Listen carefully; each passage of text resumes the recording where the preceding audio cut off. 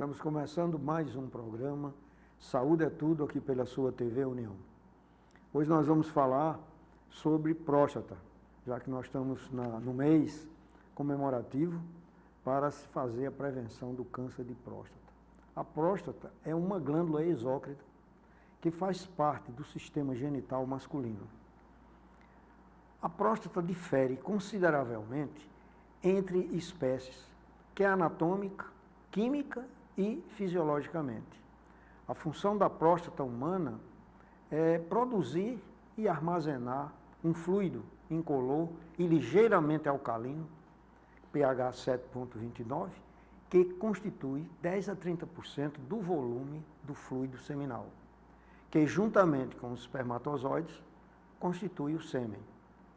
As principais doenças que atingem a próstata são o câncer de próstata, depois nós temos as prostatites e, finalmente, nós vamos estudar essas diferenças que existem, porque o câncer de próstata está cada vez mais assim sendo comentado e os diagnósticos também estão sendo muito comentados e a gente tem que ter um cuidado muito grande, porque está comprovado que o diagnóstico precoce do câncer de próstata tem uma cura de 95%. Então, por isso nós trouxemos hoje aqui o Dr. Paulo Medeiros, que é médico, urologista, professor da UFRN, cirurgião das vias urinárias, vice-coordenador do curso de medicina da Universidade Federal do Rio Grande do Norte e ainda faz parte da equipe de cirurgia renal. Então, nós hoje vamos comentar aqui algumas coisas e comemorar nesse período, aí Novembro Azul, com esse símbolo aí que a gente conhece por aí, mostrando então a importância que tem de nós médicos, mesmo de outras especialidades, a gente pensar no nosso paciente, que ele pode estar sendo portador de uma doença que muitas vezes, e a maioria das vezes, ela é assintomática. Portanto, hoje nós vamos conversar aqui com o Dr. Paulo Medeiros, que sempre está aqui conosco, mais ou menos nesse período, conversando e dizendo as novidades. Eu perguntaria quais são as recomendações atuais, Dr. Paulo, que nós devemos fazer para rastreamento do câncer da próstata. Então, inicialmente eu gostaria de agradecer o convite, né? O professor Marcos, ele sempre tem essa atenção comigo e quando chega esse mês de novembro ele me chama para participar do programa, então é um prazer estar aqui com todos. Bem, falando sobre essa recomendação atual, nós tivemos nos últimos anos algumas questões relacionadas à validade ou algum questionamento quanto ao PSA, mas mais atualmente não tem dúvida nenhuma que a recomendação é que todo homem que tenha 50 anos de idade ou mais vá ao médico, seja um clínico ou qualquer médico de qualquer especialidade, faça um exame de PSA, pelo menos uma vez ao ano, e também vá fazer o toque retal no urologista, né? E aí a gente tem uma coisa interessante que é um entendimento até mesmo da dificuldade de acesso. É mais fácil fazer um PSA porque é um exame de sangue que você pode fazer em qualquer local, com qualquer médico, e é mais difícil fazer o toque retal. Então, assim, de uma maneira, digamos assim, que seria otimizada, o ideal é fazer os dois. Então, o melhor é fazer o toque retal e o PSA. Mas se o paciente tem dificuldade de acesso a chegar no urologista, pelo menos o PSA ele deve fazer. Então, tem que fazer esses exames, de preferência uma vez ao ano. Se o exame estiver muito normal, o toque e o PSA, ele pode até fazer 2 em 2 anos, que já é um ganho para a pessoa não ter que ir no médico todo ano. Mas essas são as recomendações. E tem um detalhe interessante, é que se na família desse paciente teve algum familiar próximo, como um irmão ou um pai, com câncer de próstata, então essa recomendação de rastreamento tem que começar mais cedo. Tem que começar aos 40 anos. E isso vai a vida toda até 70 e 75 anos de idade. Certo. Essa polêmica que existe, doutor Paulo, sobre o PSA, que ele às vezes dá umas alterações que assombram mas ela significa, por exemplo, uma prostatite. Assim, qual é o raciocínio que o urologista faz nessa avaliação? Bom, o raciocínio é interessante e essa pergunta é muito boa, porque a gente recebe muito paciente preocupado, né? Ele faz um exame de sangue e está com o PSA alterado. Então, a primeira coisa que a gente faz é tranquilizar a pessoa, pedir para repetir o exame, né? Fazer o toque retal, pedir para repetir o PSA, e sempre é necessário afastar as inflamações, as infecções urinárias. Então, assim, até uma coisa importante, se o paciente tiver com um quadro de infecção urinária, é melhor nem fazer o PSA, porque vai dar alto mesmo e ele vai ficar estressado, tanto o paciente quanto o médico. Então, é um exame para ser feito numa situação totalmente assintomática, então, fora do quadro de infecção urinária. Outro detalhe também é que, às vezes, como você falou, muitas vezes o paciente vai a um outro médico que não é urologista. E tem uns detalhes em cada especialidade que tem muita importância, né? Por exemplo, a gente pede um PSA, nós não somos urologistas. Então, a gente às vezes esquece de falar com o paciente alguns detalhes. Por exemplo, tem pessoas que acordam pela manhã e correm, sei lá, 3, 4 quilômetros, ou então anda de bicicleta. Essas atividades, inclusive também a atividade sexual, mesmo se o paciente não tenha nada urinário, mas pode alterar, não é o exame? Pode alterar. O PSA, na verdade, ele é um exame, é uma proteína, né? Produzida pela próstata, e ele não é específico do câncer de próstata, ele está relacionado à saúde da próstata. Então, o PSA ele pode aumentar em outras situações que não seja o câncer. Então, uma infecção urinária com prostatite aumenta muito, a hiperplasia prostática benigna, que é o aumento da próstata, também aumenta, mas qualquer coisa que a pessoa faça relacionada à próstata, ele pode aumentar o PSA. Então, atividade sexual com ejaculação, ela necessariamente tem que ter um intervalo entre a atividade sexual e a coleta do sangue, preferencialmente com 48 horas ou mais. E também, por exemplo, se a pessoa está andando de bicicleta muito intensamente, né, muito pancada na região perineal, então o ideal também é que tenha um intervalo de 48 horas para fazer os exames. Agora, a questão de correr não tem é muito polêmico, ainda não está definido como sendo, assim, com certeza absoluta a elevar o PSA. É mais atividades relacionadas à ejaculação ou, como por exemplo, andar de bicicleta que vai, por exemplo, machucar o períneo, que pode elevar o PSA. E a gente que anda de moto também. Mas a moto tem um acolchoado, né? Aquela bancada bacana, né? Mas sempre quando a gente vai botar o pé no chão, então a gente machuca um pouquinho a área. Então, esses são os cuidados, né, que a gente, às vezes, tem um exame que ele é importante, mas a gente pode falsear, né, com esses resultados que não são o que a gente espera. Mas sempre tem escrito lá, doutor Paulo, 4 seria o limite máximo da benignidade de acordo com a idade do paciente. Quais são os altos e baixos que você, como especialista, ainda leva em consideração? Bom, a gente vai levar em consideração principalmente a idade do paciente. Então, um homem jovem que tenha até 60 anos, ele tem um PSA esperado mais baixo do que o 4. O 4 é o geral, né? Mas um homem que tenha 50, 55, até 60, a gente considera 2,5 nanogramas por ml como sendo o limite de normalidade. E acima dos 60 anos, 4. Né? Então, 4 nanogramas por ml. Então, são esses limites aí que a gente vai considerar como normal. Agora, tem uma coisa interessante, que mais do que isso, é fundamental a gente ver como o PSA se comporta ao longo do tempo. Porque, por exemplo, vamos imaginar que tem uma pessoa que vai no urologista ou vai no médico e faz o PSA todo ano. E sempre estava em torno de 1 nanograma por ml. E de repente, sem ter nenhum sintoma, ele de um ano para outro aumenta de 1 para 2,4. Estaria ainda abaixo de 2,5. Mas essa diferença de 1 para 2,4 ela é importante. Então, além do valor daquele momento, é importante a gente pontuar e analisar o histórico do PSA. Né? E tem uma coisa bem interessante para complementar isso, é que às vezes o paciente ele vai fazer exames em laboratórios diferentes.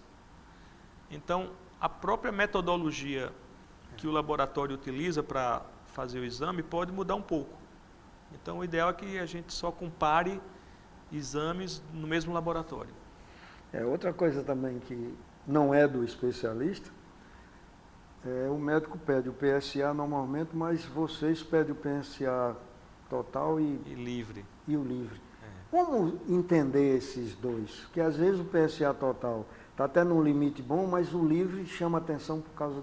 Quais são os detalhes aí?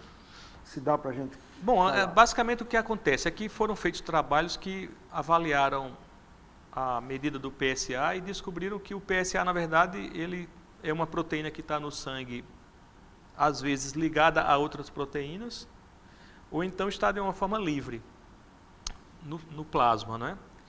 E tem vários trabalhos que mostraram que quando tem uma doença, tipo a doença benigna, como hiperplasia prostática, a fração de PSA livre, ele representa de 25% ou mais da fração do total. E quando tem pacientes com neoplasia da próstata, neoplasia maligna, o câncer de próstata, essa relação ela é abaixo de 10%. Então, na verdade, o que a gente faz? A gente pede o PSA total e o livre, a gente faz uma divisão, quando o laboratório não faz a mesma divisão, nós fazemos a divisão no próprio consultório e a gente avalia se tem mais risco ou menos risco de ser uma doença benigna ou maligna. É uma ferramenta que ajuda o médico, na verdade o PSA livre e total termina sendo uma ferramenta que vai ajudar o médico a tomar uma decisão que seria o próximo passo, que seria realizar uma biópsia. Então ele serve para tentar afinar essa análise do método. Então, essa relação, o PSA livre ele tem que estar menos ou mais, ou se ele estiver muito alto é mais ruim, se ele estiver muito alto é melhor, o livre. O PSA livre, quanto estiver mais alto, melhor. Quanto mais alto, melhor. Agora, uma coisa importante, não serve de nada uma dosagem isolada de PSA livre sem ter a total. Não serve de nada, só serve quando a gente utiliza os dois. E é importante também dizer o seguinte, que se a gente tiver que escolher um exame, é melhor fazer o PSA total. Então, o PSA total é o que é utilizado como método de avaliação de risco de câncer de próstata. E quando a gente tem alterações discretas do PSA total, é que a gente utiliza essa... Na verdade, como é que a gente faz na prática? A gente sempre pede o PSA, se por acaso der alguma alteração, a gente vai ter que repetir, não é isso? Tem que repetir sempre, né? Aí, nessa repetição, pede-se o total e o livre, quando for o caso. Outra coisa também que as coisas em medicina, doutor Paulo, tem coisas que começam a ser, assim, coisas modernas, né? Então, fica na moda. Eu me lembro que quando começou o exame de toque, então o médico tinha a capacidade de, com o toque, se tinha alguma nodulação, alguma coisa, tecido diferente, ele já suspeitava até mais do que o próprio PSA. Isso não sei se continua sendo tão importante ou se mudou, mas hoje em dia facilmente se pede já uma biópsia e etc. Coisas que às vezes os pacientes conversando me chamam a atenção. Eles dizem assim, olha doutor, se eu vou colocar uma agulha que vai furar do meu reto para a próstata, ele leva material contaminado para essa próstata. Um paciente falou isso comigo e me chamou a atenção. O que você acha desse?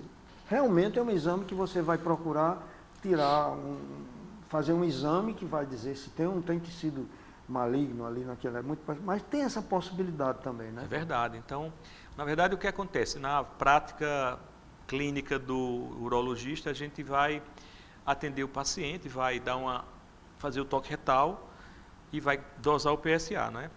Quando um dos dois tem alteração, então a gente lança, digamos assim, um sinal amarelo da possibilidade de uma neoplasia maligna. Então, precisa necessariamente de confirmar isso com biópsia. E a questão é que a biópsia de próstata, ela é invasiva, vai furar a próstata, e de cada 100 pacientes, em torno de 4 têm infecção tão grave que às vezes precisam internar na UTI. Então, o índice de infecção realmente é elevado. Por quê? Porque a biópsia ela é feita do reto para a próstata, né? E o reto é cheio de bactérias. Então, devido a isso, a esses riscos, o próprio invasão, o método invasivo da biópsia, é que mais recentemente tem surgido exames que ficam intermediários para definir melhor que paciente biopsiar.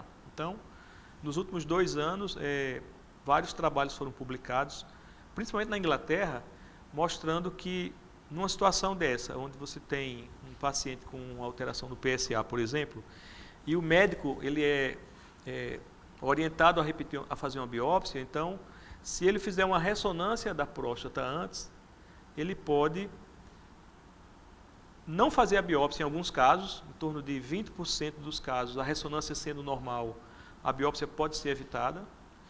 E quando se faz a ressonância, consegue se detectar naquela região da próstata, que região tem mais risco de ter o tumor, e a biópsia é mais guiada. Então, na verdade, a gente está passando por esse momento, né? A medicina tem sempre isso, né? Você vai sempre mantendo uma prática e de repente vem uma novidade que você tem que realmente ver se aquilo ali é verdadeiro ou se não é moda, para depois você incorporar na sua prática clínica, mas a gente está vivenciando esse momento.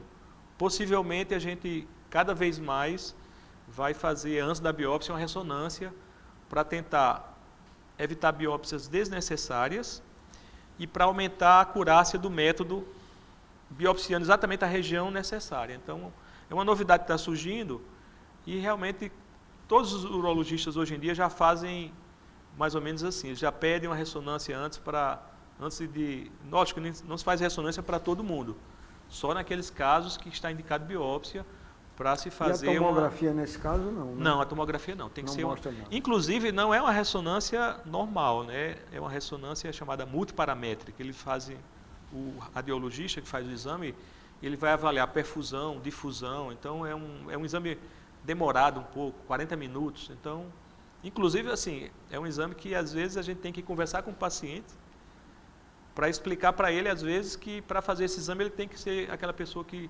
suporta ficar no aparelho de ressonância, que é bem fechado, né, durante 40 minutos. Então, tem que ter um preparo psicológico até mesmo para fazer a ressonância.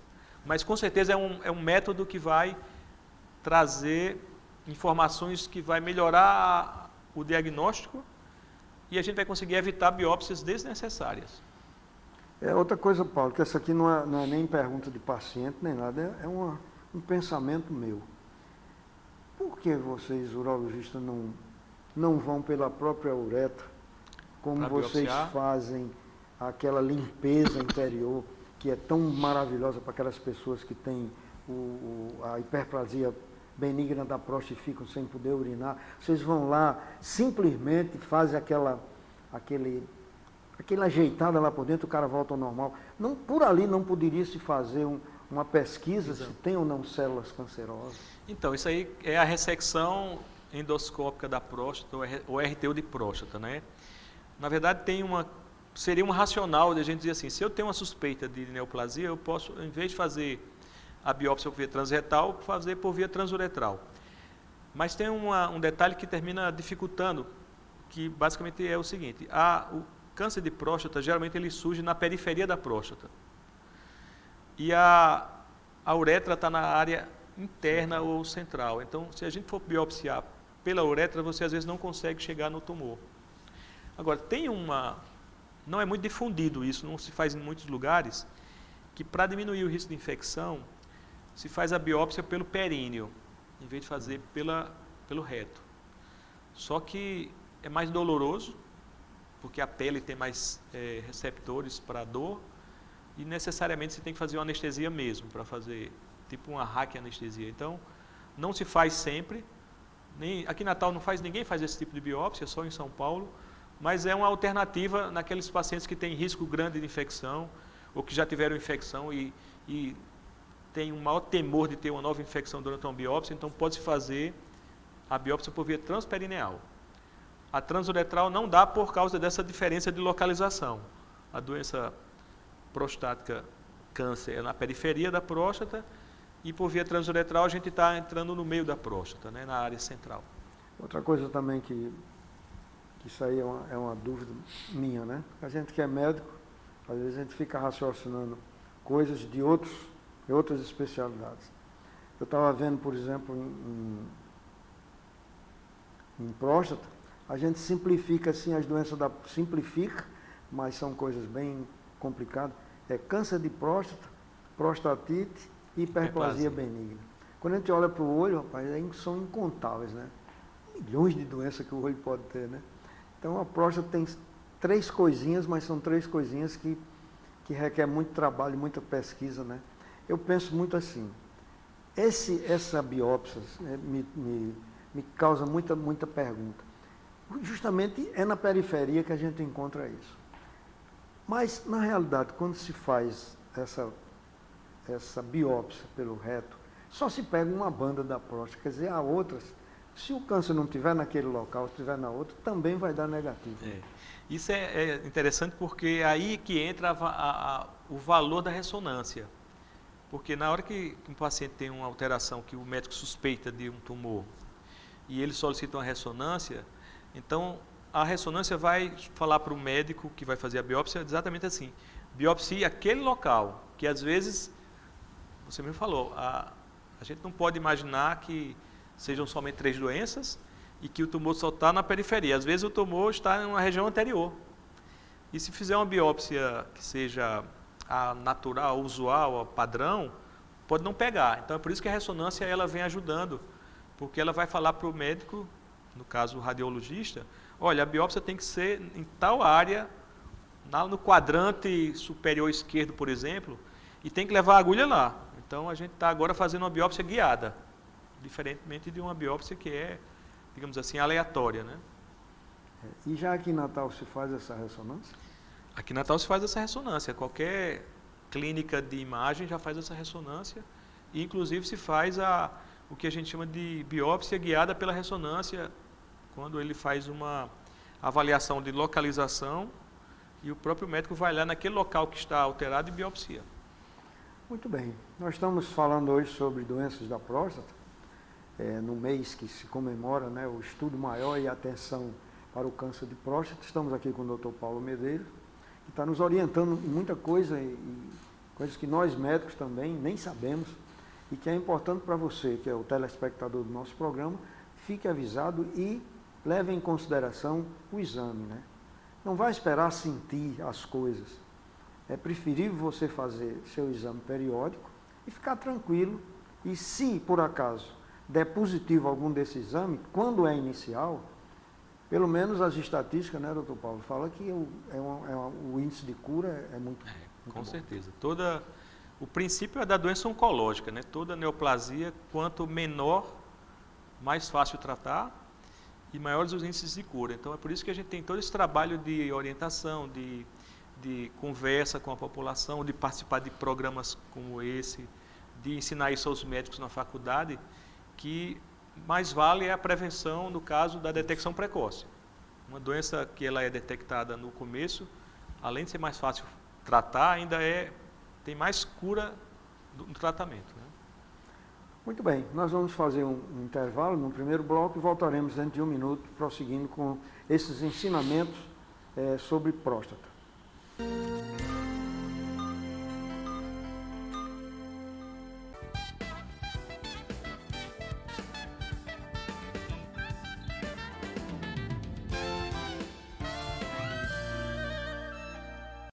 Otimismo, uma palavra que supera a crise e faz a economia avançar. A Esterbom, uma empresa genuinamente potiguar, tem o otimismo como inspiração, investindo na qualificação dos seus colaboradores e na sustentabilidade. A Esterbom estimula a capacitação e práticas sustentáveis, como o tratamento de efluentes, a reutilização da água em áreas verdes e o uso da energia solar. Esterbom.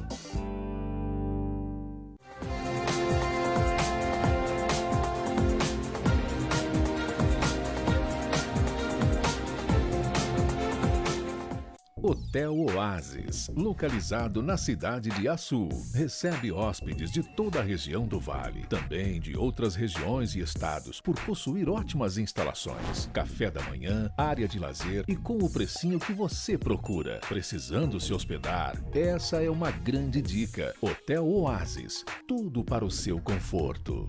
Conferência Mulheres de Fé em Ação no Teatro Riachuelo. Tema: Transformação.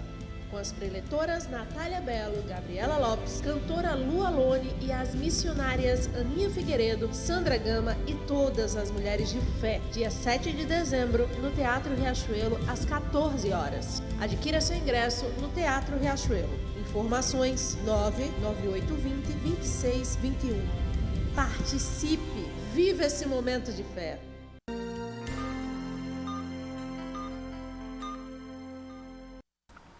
Estamos voltando com o segundo bloco do programa Saúde é Tudo, hoje falando sobre câncer de próstata. E estando aqui conosco o Dr. Paulo Medeiros, que é especialista em desvios urinárias e cirurgia renal, que está nos trazendo aqui uma série de conhecimentos. Nós estamos falando de uma glândula de secreção externa, mas que às vezes a gente não sabe direitinho como é que ela é, onde é que ela está. Então nós vamos rodar um tape para que a gente possa entender melhor do que nós estamos falando aqui. Aqui a gente vê a próstata, ela está localizada logo abaixo da bexiga, que é essa estrutura que está aqui. Eu vou tirar isso para poder demonstrar melhor para vocês. A próstata seria essa estrutura que está aqui. Aqui a gente vê a uretra passando exatamente por dentro da próstata, por isso que quando o indivíduo começa a ter um câncer de próstata mais avançado, ele pode começar a ter problemas para urinar, dificuldade urinária, e muitas vezes pode apresentar também sangue na urina, que a gente chama de hematura. Então aqui a gente vê a bexiga, a uretra e a próstata. A próstata é um órgão responsável pela produção de esperma, que é aquele líquido que sai quando o indivíduo ejacula. E aqui a gente vê a situação em que pode acontecer câncer na próstata, que geralmente o câncer ele vem numa região mais afastada do centro da próstata, que a gente chama de zona periférica da próstata. Por isso que quando a gente faz o toque retal por aqui, a gente tem condições de sentir a superfície da próstata e perceber se existe algum nódulo suspeito de câncer aqui. Nós vimos aí uma explicação do urologista Dr. Rodrigo Bastos, que nos mostrou aí, assim, a localização, como é que essa glândula se comporta aí. Eu perguntaria, doutor Paulo, todo paciente com câncer de próstata é igual? Assim, como é diferenciado os diferentes grupos de riscos? Ótima pergunta, e também parabenizar aí o Rodrigo pelo vídeo que ele apresentou, né, mostrando como se localizar a próstata, a relação dela com a bexiga, a uretra e reto. Quando a gente tem um paciente que, por ter um PSA elevado ou toque retal alterado, que aí a gente, no caso, vai fazer uma biópsia, né? Então a gente vai estar diante de uma situação que você consegue já saber que tipo de doença a gente está enfrentando. Então, nem toda neoplasia de próstata é igual, e há alguns anos teve um especialista estudioso americano que dividiu as doenças em baixo risco, risco intermediário e alto risco. Baixo risco, risco intermediário e alto risco de metástase, né? É mais ou menos isso. Então, seriam doenças só localizadas na próstata, mas que o médico olha e diz assim, esse caso aqui provavelmente a gente não vai ter muito problema em tratar, porque vai ser fácil. Que é um grupo de pacientes que a gente vai ter um PSA menor do que 10, né? Que tem um nódulo pequeno no toque, e mais importante é que a biópsia que mostra o tumor, mostra que é um tumor que tem boa aparência, bem diferenciado. Então é um tipo de tumor que ele não é tão agressivo. Então a gente consegue, com a avaliação do patologista, a relação da glândula, do número de mitoses, definir se é um tumor mais agressivo ou não. Então, quando a gente junta essas três situações, PSA menor do que 10, um toque retal com um nódulo pequeno e um tumor bem diferenciado, que todo urologista fala de um nome que é referência a um patologista que escreveu toda essa relação, chamada Gleason. Então, o Gleason, na verdade, é uma referência dessa classificação que esse autor americano fez, e ele divide hoje em dia em grupos. Tem o grupo 1, por exemplo, que é o mais bem diferenciado possível. Então, um tipo de paciente que provavelmente ele não vai ter metástase e provavelmente ele vai viver a vida toda dele sem ter problemas com esse tumor. Então, para esse tipo de pessoa, que está nesse grupo especial, a gente às vezes pode tratar de uma maneira mais conservadora. Mas a gente vai ter também os tumores que são mais agressivos, aqueles que têm um PSA acima de 10, ou aqueles que têm nódulos maiores no toque. E para esse tipo de paciente, a gente tem que tratar com tratamentos mais efetivos, mais curativos. Então, os tumores eles são então classificados. Depois que é dado o diagnóstico, o médico então ele vai classificar em tumores de baixo risco ou tumores de risco intermediário ou de alto risco, e com isso ele vai propor tratamentos para cada tipo de grupo de paciente. Na avaliação de pacientes que têm tumor de próstata, assim, quais foram os exames que modernamente foram assim, colocados, além do que a gente já falou, né? Tem mais alguma coisa? A gente já falou da ressonância, né? E atualmente o que existe é o PET scan, né? Que é um exame muito utilizado em oncologia, mas reservado principalmente àquelas situações onde o paciente já tratou e ele precisa, por exemplo, devido a um aumento do PSA que possa acontecer, definir se ele tem alguma metástase. Então é um exame que é feito não para dar o diagnóstico, mas que é feito para, depois do tratamento, saber se está tendo alguma falha com o tratamento. Lógico que, como nós temos um exame chamado PSA, a gente sempre usa o PSA como parâmetro de acompanhamento. E quando o PSA está alterado depois do tratamento, é que a gente faz o PET scan. E estão falando também em dosagens de, por exemplo, que negócio genéticos. Marcadores genéticos, né? Marcadores genéticos eles são usados também para tentar diferenciar esses tumores mais bem diferenciados dos outros, né?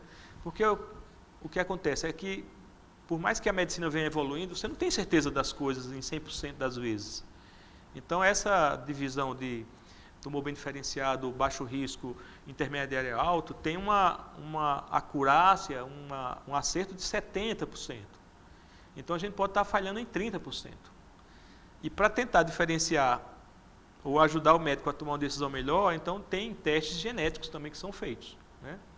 É por isso que quando a gente tem um paciente que a gente propõe um tratamento e é muito fácil você dizer assim, vou fazer uma cirurgia ou uma radioterapia que você já cura, mas digamos assim, o tratamento conservador, sempre ele está relacionado a um risco de você estar deixando de tratar naquela hora e correndo o risco de você perder o timing, né? Perder o tempo do tratamento.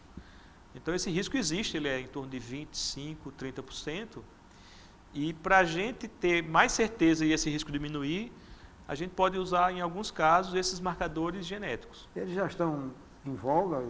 Já estão disponíveis. A questão é que são caros demais, então se você vai fazer um teste genético desse, atualmente custa em torno de R$10 mil, né? Mas a tendência na medicina sempre é que os preços dos testes vão diminuindo com o tempo, vão melhorando. Então, se a gente for avaliar quando surgiu o genoma, que a pessoa gastava não sei quantos mil dólares para fazer o genoma, e hoje em dia ele vai lá e faz uma avaliação do genoma com menos que $1.000. Então, possivelmente isso aí também vai baratear. Uma coisa que eu acho também muito estranha, Dr. Paulo, essas coisas a gente nem combinou antes para falar, mas é que vai surgindo assim. Eu acho estranho o paciente retirar totalmente a próstata. Quer dizer, tirou o problema, né? O PSA é característico de próstata. Por que às vezes o cara começa com 0,0, daqui a pouco 0,1, daqui a pouco está com um tanto, aí sim o paciente está com câncer em outro local, possivelmente. Como é isso? Bom, a questão toda é que a doença neoplásica ela é, às vezes, microscópica, né, celular, células pequenas, e às vezes ela começa a crescer e começa a formar pequenos nódulos. Então, quando se tem um diagnóstico de um câncer de próstata e a pessoa decide tratar ou com cirurgia ou com radioterapia, então o racional é que o PSA fique em torno de 0. Nunca vai ficar 0 porque ainda tem PSA produzido em algumas áreas do corpo, mas em proporções muito ínfimas, né? Então, pâncreas produz um pouquinho, glândula salivar também. Então, sempre vai ficar 0,04, 0,07. E isso tem que ser feito, essas dosagens têm que ser feitas o resto da vida da pessoa. Afinal de contas, a pessoa teve um câncer. E a gente sabe que o câncer, ele pode, mesmo sendo tratado, lá na frente recidivar, porque vamos imaginar que a pessoa estava lá com um tumor da próstata e no dia que ele operou, um dia antes, uma célula neoplásica saiu por algum vaso e se instalou na bacia e ficou lá bem pequenininha. O cirurgião não consegue ver. Então ele vai lá, tira a próstata, tira todas as estruturas lá e com o passar dos anos aquela célula começa a duplicar, formar outras células, aí forma um pequeno nódulo. E aí a gente vai ver, depois de alguns anos, um PSA que estava em 0,08, começar a aumentar para 0,20, 0,40, 1. Então, a gente chama isso de recidiva bioquímica, mostrando que o PSA que tinha zerado, depois do tratamento, ele começa a subir sem explicação.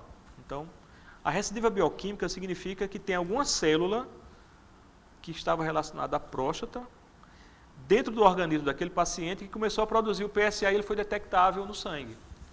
Geralmente, a gente, se for avaliar e esperar, em torno de um ano depois, você aparece uma alteração no exame, tipo um PET scan, você encontra lá um nódulo. Por quê? Porque foi crescendo e foi se tornando tão vultuoso ao ponto de aparecer no exame. Não é mais uma dosagem bioquímica, né? Então, por isso que a gente tem que ficar acompanhando o paciente também, porque na medida que você tem um paciente que faz um tratamento cirúrgico ou radioterapia e ficou no PSA mais baixo, que a gente chama de PSA nadir, que é o PSA mais baixo que ele teve, e por algum motivo ele começa a subir o PSA, você vai lá e faz um outro tratamento e você termina assim, matando as células antes que elas se desenvolvam mais. Então é por isso que é interessante esse acompanhamento também. A gente termina, no passado, dizia-se o seguinte, que depois de 5 anos que o paciente foi tratado com cirurgia ou radioterapia, você poderia dar alta dele. Só que o que a gente vê é que, às vezes, com 10 anos ou 15 anos depois, aparece uma alteração no PSA que não era esperado. Então, sempre tem que ficar fazendo acompanhamento. Isso é considerado, assim, em termos médicos, como uma metástase? Se tiver o exame mostrando a célula ou o nódulo, é metástase. Se tiver só a alteração do sangue, mas nenhum exame mostrar nenhuma região do corpo alterada, como por exemplo uma tomografia ou uma ressonância, ou melhor ainda, o PET scan, se não tiver nenhuma área mostrando, você não pode dizer que tem metástase porque você não consegue identificar o local. Aí seria só recidiva bioquímica. Muito bem. São coisas assim que a gente que é médico de outra especialidade, a gente tem dúvida. Avalie o leigo, avalie o paciente que foi operado, quer dizer, e essa explicação que você deu aí foi muito boa, né? Eu tenho uma pergunta aqui, mas acho que você já respondeu, que é qual é a recomendação para os casos menos graves? É acompanhar, né? Acompanhar, com certeza. Cada vez mais a gente percebe isso e é interessante que isso é uma mudança de paradigma, porque a gente, como médico, foi ensinado, né, que o câncer tem que ser tratado de uma maneira radical, né, e as pessoas, a comunidade e o paciente, ele também tem essa ideia. Aí, de repente, chega uma situação de um paciente que, por exemplo, tem um PSA lá um pouco alterado, de 6, digamos, aí faz uma biópsia e dá um pequeno fragmento da próstata com câncer. Aí o médico olha para ele e diz assim, olha, esse é um tumor maligno, mas é um tumor maligno de bom comportamento. O que é que você acha da gente fazer acompanhamento? Aí isso deve dar um curto-circuito cerebral assim, na pessoa, porque ele sempre teve aquela ideia de que os tumores malignos têm que ser tratados de maneira agressiva, de arrancar o mal pela raiz, né, como se fala mesmo no modo popular. E aí a gente vai agora dizer assim, olha, talvez esse tumor não se desenvolva tanto na sua vida daqui para frente e não seria necessário tratar, mas pelo menos ficar vigilante, ficar olhando, acompanhando, né? Tem uma figura muito interessante que alguns professores mostram, que é como se fosse assim, um cercado e, por exemplo, uma tartaruga dentro do cercado, como se fosse assim, a próstata tem um pequeno tumor. Então, a tartaruga ela anda tão devagarzinho que daqui que ela chega na cerca lá para ultrapassar o cercado, o paciente às vezes morreu de velho, de idoso, né? E tem outro exemplo, é uma lebre, que ela é muito rápida, então você não pode segurar ela dentro de um cercado. Então é mais ou menos uma analogia que a gente faz para tumores que são clinicamente insignificantes, são tumores bem diferenciados, que crescem muito lentamente, e tumores que são mais agressivos. Então, nos tumores mais lentos, a gente pode fazer esse tratamento de acompanhamento, chamado, o nome correto é vigilância ativa. A gente vai ficar olhando lá, vai ficar fazendo PSA para ver se muda. Às vezes precisa fazer ressonância para ver se aparecem alterações. Algumas vezes a gente tem que repetir até a biópsia, né? E isso, nem todo paciente está preparado para isso, porque ele tem a ansiedade, ele tem às vezes o conceito que foi formado lá na cultura dele, que é um tumor maligno e tem que ser tratado, porque ele viu alguém morrer por câncer. Mas isso é uma coisa que ela é conversada, ela é negociada com o paciente, com o médico, e mais importante ainda, com a família também. Porque você imagine uma pessoa que chega em casa, um homem chega para a esposa e diz assim, olha, eu descobri que estou com um câncer de próstata, mas o médico falou que a gente pode acompanhar. A mulher vai dizer assim, você está me enganando, você não quer tratar, você está fugindo, né? A ideia que ela pode ter é essa. Então, sempre a gente chama o paciente, esclarece, tranquiliza e pede para vir a esposa ou os filhos para conversar, para ser uma decisão compartilhada entre família, paciente e médico. É um negócio paradoxal, né? Porque se a gente fica dizendo, né, quanto mais cedo você detectar e tratar, mais melhor chance, né? Que a gente fica uma coisa paradoxal que é bom para a gente pensar. Por isso que eu quero que vocês, toda vida que tiver uma novidade, não vamos esperar só pelo novembro. Chegou novidade, venha para aqui para o nosso programa para você falar. Eu me lembro muito que na parte de gastroenterologia, nós tínhamos uma verdadeira miséria que era a hepatite C. O cara tinha aquilo e era condenado mesmo a ter uma cirrose e um câncer de fígado. E eu me lembro muito que Gilmar Amorim veio para aqui muito feliz, dizer, nós descobrimos um medicamento e está aí, né? A hepatite C pode ser curada sem muito efeito colateral, uma beleza, né? Isso, ele veio ao nosso programa e foi uma felicidade, ter muitos pacientes que assistiram o programa não sabiam ainda que tinha chegado a novidade. Ele tinha chegado recentemente e veio para o programa e foi bom. Então, quando você souber mais alguma coisa, que deve estar chegando, né, Paulo? Porque o câncer de próstata é uma coisa que assombra. Em todo lugar, outras pessoas dizem assim, se você viver muito, você vai ter um câncer de próstata. Quer dizer, o cara já fica tabelado, né? Então, no dia que chegar alguma coisa que seja menos agressiva, que possa minimizar isso, é muito bem-vindo, né, para todos nós. Então, nós vamos fazer o seguinte, é esta forma de vigilância ativa que não tem riscos, quer dizer, realmente é o que nós estamos conversando aqui agora. Tem um certo risco, mas por isso que é preciso o paciente estar mais próximo do médico, né? Essa questão é bem importante, como o senhor falou, porque a ideia que a gente conversou era o diagnóstico precoce de um tumor inicial é mais fácil de tratar. Acontece que, por exemplo, a medicina ela evoluiu tanto que você às vezes dá diagnóstico muito precoce. Então você tem que, inclusive, saber que aquele tipo de diagnóstico que foi dado nem sempre precisa tratar naquele momento.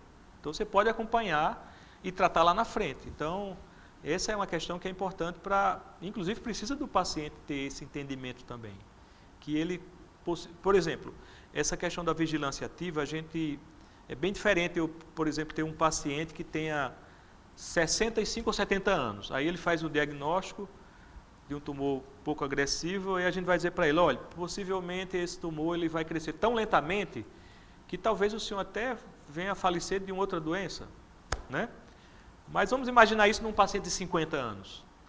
Aí você vai chegar e dizer assim, olha, você tem 50 anos, então você vai viver 20 anos ainda com esse diagnóstico, então possivelmente ele vai tratar, mas ele talvez não trate naquele momento e decida tratar depois, até mesmo quando tiver mais recursos, com mais tecnologia disponível naquela localidade. Então isso é uma coisa interessante também.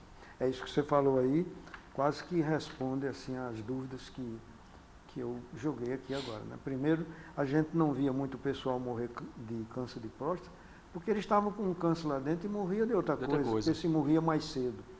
Agora, como é uma perspectiva de vida maior, né?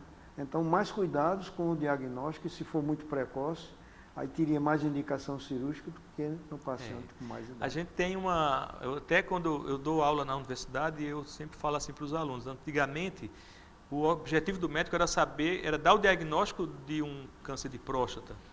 Hoje em dia, a gente termina tendo que dar o diagnóstico do câncer de próstata mais agressivo, porque esse câncer de próstata menos agressivo, possivelmente você pode até dar o diagnóstico, mas o tratamento não vai ser necessário naquele momento. Né? Muito bem. Nós vamos fazer outro intervalo para, no terceiro e último bloco, nós encerrarmos com mais algumas coisas que são de importância para o conhecimento de estudantes de medicina, colegas médicos de outras especialidades e você, que é o cliente do que o programa foi feito mais exclusivamente para você. Voltaremos dentro de 1 minuto.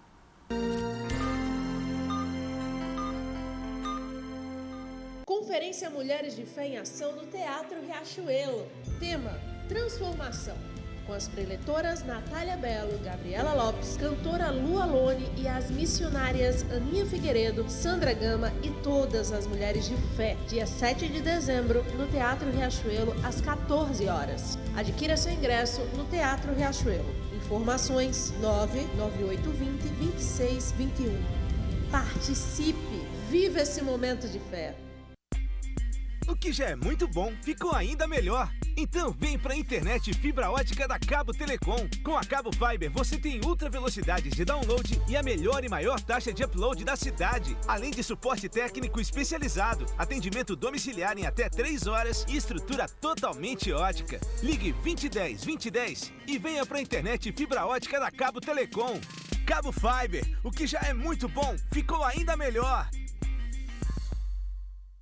Hotel Oasis, localizado na cidade de Açu, recebe hóspedes de toda a região do Vale, também de outras regiões e estados, por possuir ótimas instalações, café da manhã, área de lazer e com o precinho que você procura. Precisando se hospedar? Essa é uma grande dica. Hotel Oasis, tudo para o seu conforto.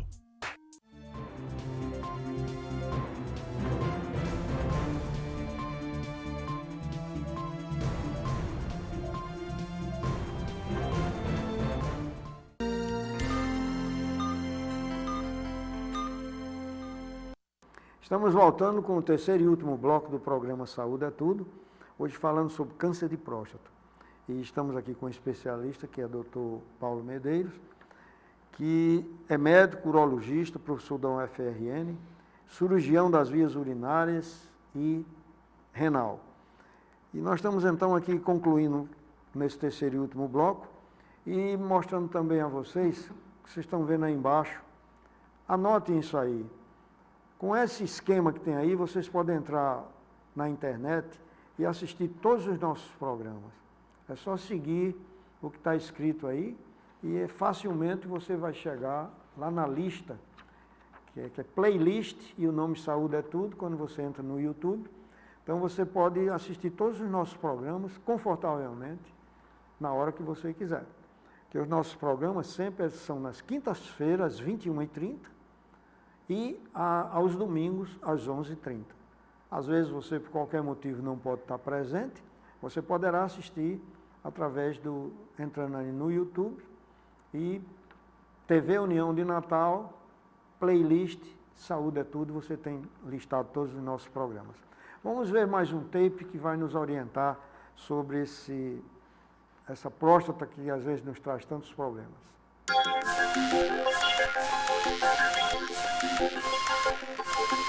Science.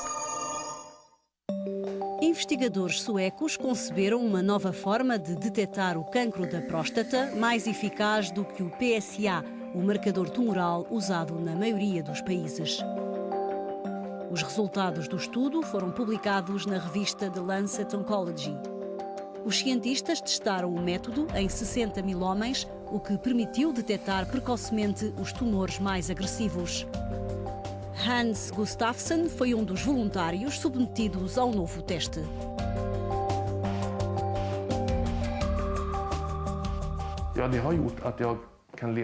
Para mim, o teste significou uma vida melhor e mais longa. Estou cá para ver os meus netos crescerem e estou muito feliz. O PSA, o método mais usado atualmente para detectar o cancro da próstata, não é 100% eficaz, porque não detecta exclusivamente o cancro da próstata, dando origem a falsos positivos. O teste sanguíneo, concebido pela equipa de investigadores suecos, analisa uma combinação de 6 marcadores tumorais. O novo teste tem suscitado um grande interesse nos Estados Unidos, no Reino Unido, na Noruega e na Dinamarca. Vários países querem começar a testá-lo no próximo ano. Apesar de poder ser determinante em alguns casos, o rastreio sistemático do cancro da próstata em homens saudáveis não é consensual. Em causa está o elevado número de falsos positivos que acarreta tratamentos dolorosos e desnecessários.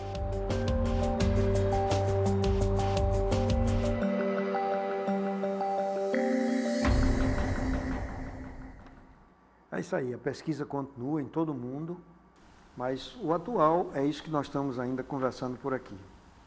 Então, quando o paciente decide tratar, o que é melhor? Cirurgia ou radioterapia? Tem a medicação também, mas a medicação é mais para a hiperplasia benigna da próstata, não é isso? Na verdade, assim, o tratamento curativo, se a gente for falar sobre cura da doença do câncer de próstata, só tem 2 tratamentos, ou cirurgia ou radioterapia. Medicamentos, eles na verdade, eles não são ainda, não têm a capacidade de cura. É lógico que a gente vive num mundo que evolui, assim, a medicina evolui muito, mas atualmente tem que ser cirúrgico ou radioterápico. E essa decisão, ela é uma decisão que também, novamente, é compartilhada. Quando a gente compara resultados, a gente descobre o seguinte, que homens mais jovens, o benefício da cirurgia é maior. Por quê? Porque a cirurgia ela tem uma durabilidade maior, de curabilidade. E homens mais idosos, eles podem ser operados ou submetidos à radioterapia, porque a durabilidade da radioterapia é menor. Então, pela idade do paciente, você consegue, junto com ele, com também a discussão sobre os efeitos colaterais dos tratamentos, escolher o melhor tratamento. Então, é individualizado também. Tratamento individualizado de acordo com a doença e também com a expectativa do paciente. E quais são as cirurgias assim, mais usadas? Quando a pessoa decide tratar mesmo pela cirurgia, Paulo, aí qual é o tipo de cirurgia mais usado? Tem a cirurgia a céu aberto, né? Que é a mais comum ainda. Não, essa questão é interessante porque a gente vivencia na urologia um avanço assim que ele eu acho que talvez uma das áreas cirúrgicas que mais avançou nos últimos anos. Então, se a gente for avaliar, por exemplo, 10 anos atrás, no passado, então a maioria das cirurgias eram feitas por cirurgia convencional, cirurgia aberta. Fazia aquela incisão na barriga e o médico ia lá, palpava a próstata, retirava ela. Nos últimos anos, isso aí mudou para a cirurgia laparoscópica. Pequenos orifícios no abdômen, através de pinças e de uma câmera, o médico vai lá e vai operando a próstata e faz o procedimento com melhor recuperação do paciente, quase não necessita fazer transfusão sanguínea, que era muito comum na cirurgia aberta, né? Então, não se discute mais. Assim, o que se discute, basicamente, é, às vezes, o cirurgião que vai operar, ele não se sente confortável com o treinamento da laparoscopia e ele prefere ainda fazer cirurgia aberta. Mas se o paciente tem acesso a um cirurgião que faz os 2 procedimentos, possivelmente o cirurgião vai sugerir essa laparoscopia porque é melhor, né? Então esse avanço ele realmente já está bem estabelecido, né? E o que vem com mais modernidade agora é a cirurgia robótica, que nada mais é do que uma cirurgia laparoscópica com pinças melhores, com óticas melhores e com a destreza de um robô, que na verdade o robô ele não opera o paciente, né? O robô ele é um modelo que a gente chama de robô escravo. O cirurgião ele vai conduzindo o robô através de um joystick, ele vai mexendo lá, olhando a tela, e os braços do robô vão mexendo lá dentro do paciente com uma precisão maior, né? Essa cirurgia robótica já está sendo feita no país? Essa cirurgia robótica ela está tendo um impulso grande no país, porque, só para citar um exemplo, em 2009 nós tínhamos 3 robôs no Brasil. 2009 tem 10 anos, 3 robôs, exclusivamente em São Paulo, e hoje o Brasil todo ele tem aproximadamente uns 80 hospitais já com robô instalado. E, por exemplo, daqui a pouco chega em Natal, porque, por exemplo, nós temos robô em Recife, Fortaleza, Salvador, Aracaju. Recentemente, um hospital lá adquiriu uma plataforma robótica. Então, é uma tecnologia que vem se disseminando e trazendo vantagens para os pacientes e para os médicos também, que fica mais confortável para o cirurgião operar uma cirurgia onde ele fica lá sentado com mais tranquilidade do que ficar em pé, segurando pinças, que termina causando dores nos ombros, entendeu? Doutor Paulo, foi muito proveitosa a sua vinda aqui. A esperança que ela surge assim, para as pessoas que estão caminhando dos 50 para lá, que se sentem assim pela mídia todo dia agressivos, dizendo que você vai ter um câncer de próstata, você se não cuidar. Então aqui nós escutamos uma série de coisas que nos orientam, e eu continuo dizendo, na hora que você souber, porque a notícia chega mais cedo para você, assim que você souber de alguma coisa, nos informe aqui, que é importante.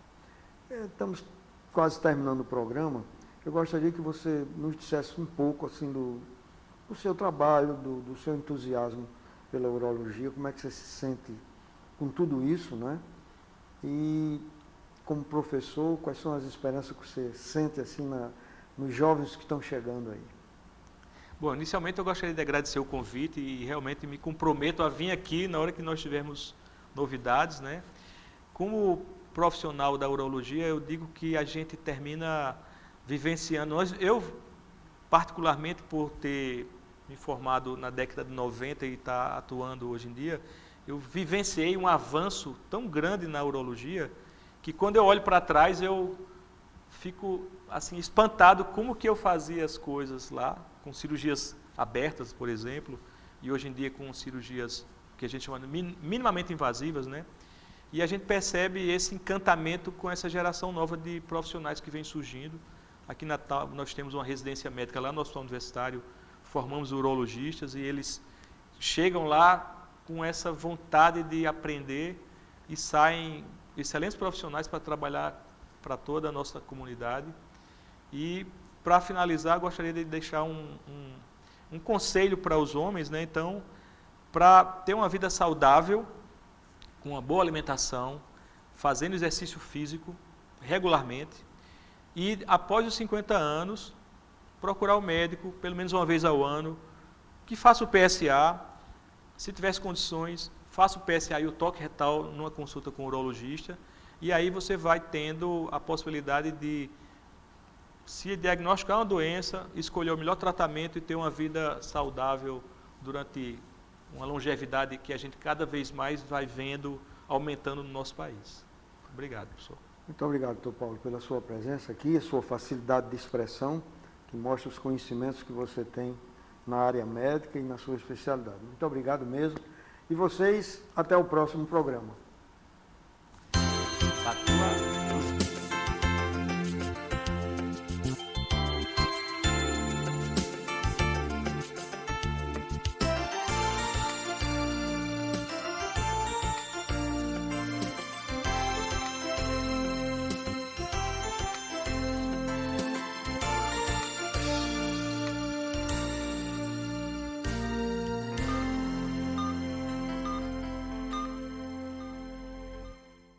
Eu sou Natal. Eu nasci há 2019 anos. Sou comemorado no mundo inteiro, da Lapônia ao deserto do Saara. Mas se você perguntar aonde eu sou mais feliz, eu respondo sem pensar, na única cidade que nasceu com o meu nome, Natal. Aqui eu sou Natal 2 vezes. Sou festa na terra e no mar, no palco e na duna. Aqui eu sou o Natal do sol que brilha o ano inteiro e aquece os corações. Sou o Natal dos Reis Magos, da grande árvore, da cultura, da arte e da fé. Aqui eu sou o Natal que abraça e festeja com a mesma alegria de quem é natalense, desde o dia em que nasceu. Eu sou o Natal em Natal.